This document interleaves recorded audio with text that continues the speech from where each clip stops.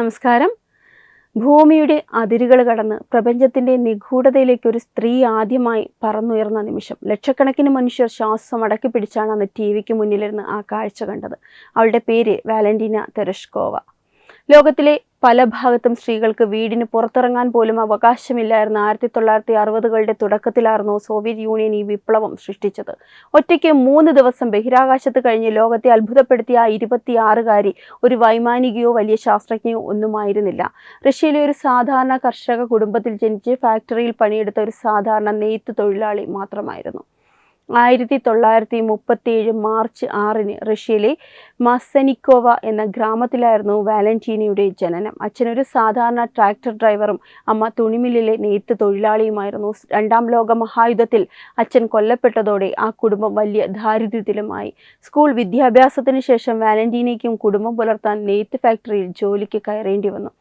എന്നാൽ കഠിനമായ ജോലിക്കിടയിലും വൈകുന്നേരങ്ങളിൽ പഠിക്കാനും അവൾ സമയം കണ്ടെത്തി. ദാരിദ്ര്യത്തിന്റെ തറയിലിരിക്കുമ്പോഴും വാലന്റീനയുടെ മനസ്സ് ആകാശത്തായിരുന്നു.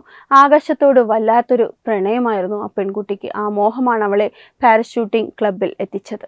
കഠിനമായ പരിശീലനങ്ങൾക്കൊടുവിൽ വിമാനത്തിൽ നിന്ന് താഴേക്ക് ചാടിയ വാലന്റീന ആകാശത്ത് നിന്ന് വോൾഗ നദിയുടെ മനോഹരമായ കാഴ്ച കണ്ടതോടെ പൂർണ്ണമായും ആകാശത്തിന് വഴിപ്പെട്ടുപോയി. ഇതിനിടയിൽ സോവിയറ്റ് കമ്മ്യൂണിസ്റ്റ് പാർട്ടിയുടെ യുവജന വിഭാഗമായ കോംസമോളിന്റെ പ്രാദേശിക ഘടകത്തിൽ സെക്രട്ടറിയായും അവൾ പ്രവർത്തിച്ചു. ഈ സാമൂഹിക ബോധവും പാരഷൂട്ടിങ്ങിലുള്ള കഴിവും വാലന്റീനയുടെ ജീവിതത്തെ മാറ്റിമറിക്കാൻ പോകുന്നതായിരുന്നു. അക്കാലത്ത് യൂറി ഗഗാറിൻ ആദ്യമായി ബഹിരാകാശ യാത്ര നടത്തി ലോകത്തെ ആവേശം കൊള്ളിച്ചു.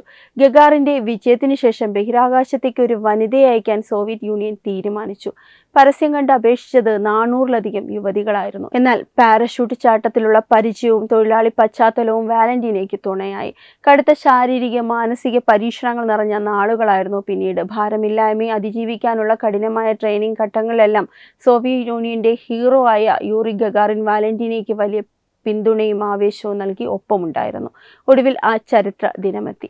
1963 ജൂൺ 16 കസാക്കിസ്ഥാനിലെ ബൈക്കന്നൂർ കോസ്മോഡ്രോമിൽ നിന്ന് വോസ്കോ 6 എന്ന പേടകം ആകാശത്തേക്ക് കുതിച്ചുയർന്നു. ജന്മനാടിന്റെ ആർപ്പുവിളികൾ ഏറ്റുവാങ്ങി വാലന്റീന എന്ന 26കാരി ശൂന്യതയിലേക്ക് പാഞ്ഞുപോയി. 3 ദിവസത്തോളം, കൃത്യമായി പറഞ്ഞാൽ 48 തവണ അവൾ ഭൂമിയെ വലം വെച്ചു. ശാസ്ത്രലോകത്തെ പോലും അമ്പരപ്പിച്ചുകൊണ്ട് ഒറ്റയ്ക്കായിരുന്നു ആ യാത്ര മുഴുവൻ. ജൂൺ 19-ന് ദൗത്യം പൂർത്തിയാക്കി വോസ്കോ 6 ഭൂമിയുടെ അന്തരീക്ഷത്തിലേക്ക് തിരിച്ചെത്തി. ഭൂമിക്ക് 20,000 അടി മുകളിലെത്തിയപ്പോൾ പേടകത്തിൽ നിന്നും വാലന്റീന പാരഷൂട്ടിൽ പുറത്തേക്ക് ചാടി. റഷ്യയിലെ അൾട്ടായി മേഖലയിലേക്കാണ് അവൾ വന്നിറങ്ങിയത്. ആകാശത്ത് നിന്ന് ഒരു ദേവതയെ പോലെ ഇറങ്ങി വന്ന അവളെ ഗ്രാമീണർ ഓടിയെത്തി കെട്ടിപ്പിടിച്ച് സ്വീകരിച്ചു.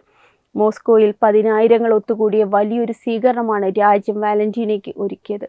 സോവിയറ്റ് യൂണിയന്റെ പരമോന്നത പുരസ്കാരങ്ങളായ hero of Soviet Union, order of Lenin എന്നിവ നൽകി രാജ്യം അവളെ ആദരിച്ചു. ബഹിരാകാശത്തേക്ക് പിന്നീട് പോയില്ല എങ്കിലും യൂറി ഗഗാറിൻ ബഹിരാകാശ പരിശീലന കേന്ദ്രത്തിൽ ട്രെയിനറായി അവൾ തന്റെ സേവനം തുടർന്നു. പിന്നീട് മറ്റൊരു ബഹിരാകാശ യാത്രികനായ ആൻഡ്രി നിക്കോളയെവിനെയാണ് വാലന്റീന വിവാഹം കഴിച്ചത്. 2 കോസ്മോനട്ടുകൾ തമ്മിലുള്ള ആ വിവാഹം ലോകം വലിയ കൗതുകത്തോടെയാണ് ചർച്ച ചെയ്തത്. അന്ന് ചരിത്രം കുറിച്ച ആ 26കാരിക്ക് ഇന്ന് പ്രായം 89 വയസ്സാണ്. റഷ്യയുടെ മണ്ണിൽ ഇന്നും ബഹുമാനിക്കപ്പെടുന്ന, ലോകത്തിലെ കോടിക്കണക്കിന് സ്ത്രീകൾക്ക് സ്വപ്നം കാണാൻ ധൈര്യം നൽകിയ അനശ്വര നക്ഷത്രമായി വാലന്റീന തെരഷ്കോവ തിളങ്ങി നിൽക്കുന്നു. വെബ് ഡെസ്ക് തത്വമൈ TV.